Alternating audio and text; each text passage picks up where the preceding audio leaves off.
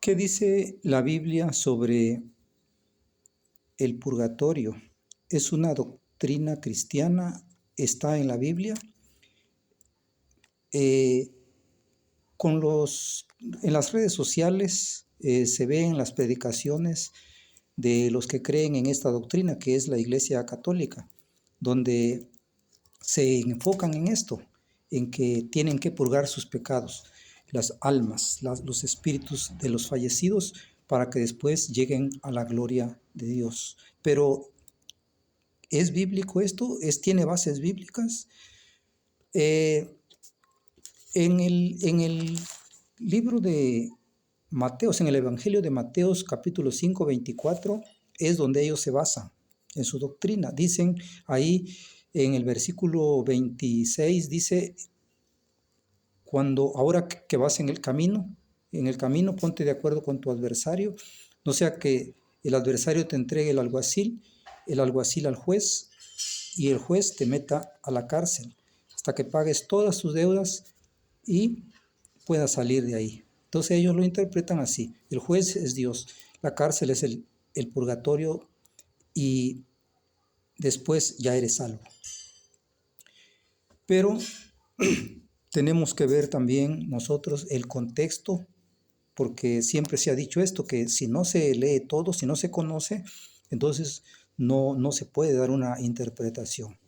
Si nos vamos al versículo, un poquito más atrás, en el versículo 23 y 24, un poquito más atrás, en el 23, ahí nos enseña este texto que está hablando de esta vida, no después de la muerte.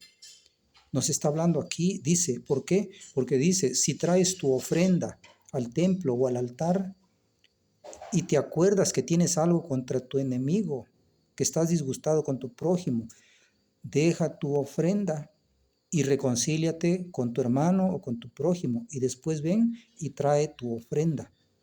Y luego habla sobre ponerse de acuerdo con el enemigo, porque si no, nos van a entregar al alguacil y luego al juez y luego a la cárcel. Está hablando de que nosotros tenemos que saber conducirnos en esta vida si queremos alcanzar la salvación. Claro, está aquí. En el verso 23 dice que es cuando traes tu ofrenda que debes ver sobre este asunto. Bueno, eso echa totalmente por tierra la doctrina del purgatorio, que según ellos está en Mateos 5, 24. Ahora, también se basan en Primera de Juan, capítulo 5, verso 16, donde Dios clasifica los pecados. Ahí el apóstol dice que hay que orar por los hombres que no han cometido pecado de muerte, y que los que ya cometieron pecado de muerte, por esos ya no hay que pedir.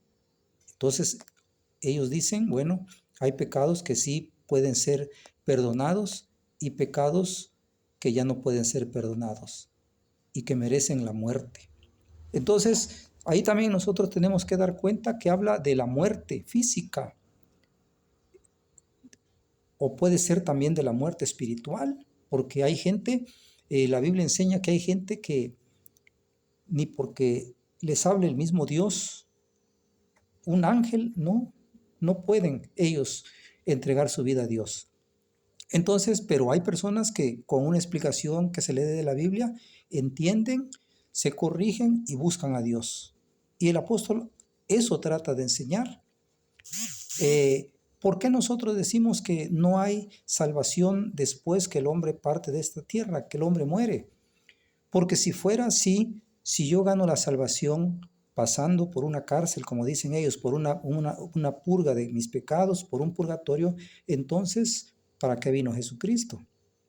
La Biblia dice que Él vino para salvarnos. Ahora, ¿por qué nosotros decimos que cuando la persona muere ya está definido su destino? Por lo que dice Apocalipsis 20:15. Ahí dice: el que no fue hallado inscrito en el libro de la vida fue lanzado al lago de fuego. Y en el capítulo 21 de Apocalipsis, verso 27, Dice, refiriéndose a la salvación, refiriéndose a la ciudad celestial, refiriéndose a la entrada a la presencia de Dios. Ahí dice, porque no entrará en ella ninguna cosa sucia o que hace maldad, sino solamente los que están inscritos en el libro de la vida. Hay un libro y ahí Dios anota a los salvos. Y si no eres salvo, dice, serás lanzado al lago de fuego. A mí me gustaría realmente que después de muerto yo purgara mis condenas. Bendito Dios, estaría feliz, contento, todo mundo. Pero la Biblia no enseña esto. Entonces, hermanos, tenemos nosotros que estudiar la palabra de Dios para que entendamos el mensaje y podamos ayudar a otros. Dios les bendiga, hermanos.